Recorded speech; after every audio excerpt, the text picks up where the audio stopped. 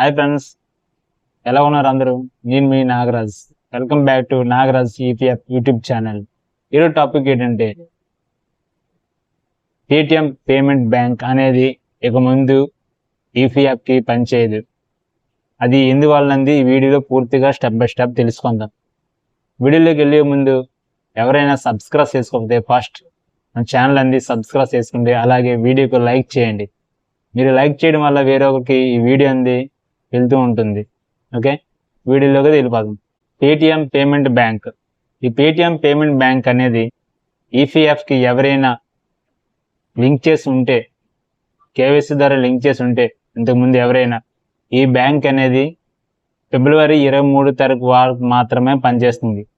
ఫిబ్రవరి 23 తారీఖు దాటిన తర్వాత ఈ బ్యాంక్ అనేది పనిచేయదు.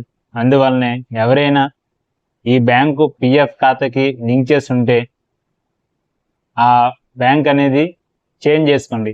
చేంజ్ చేసుకుని ఎస్బీఐ బ్యాంక్ ఏదైనా ఉంటే ఆ బ్యాంక్ అనేది ఇచ్చుకోండి. ఎందుకంటే ఈ పేటిఎం పేమెంట్ బ్యాంక్ అనేది ఆర్బీఐ వాళ్ళు ఆఫ్ చేశారు.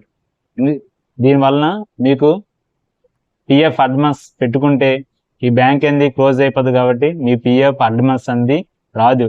అందువల్లనే ఈ బ్యాంక్ అనేది మీరు ఫస్ట్ చేంజ్ చేసుకోండి, వేరే బ్యాంక్ని యాడ్ చేసుకోండి. కేవైసీ ద్వారా మీ పిఎఫ్ అకౌంట్కి వేరే బ్యాంక్ని యాడ్ చేసుకోండి. ఓకే ఫ్రెండ్స్, వీడియో నచ్చినట్లయితే లైక్ చేయండి, అలాగే వేరే ఒకరికి షేర్ చేయండి. Thank you. జై హింద్.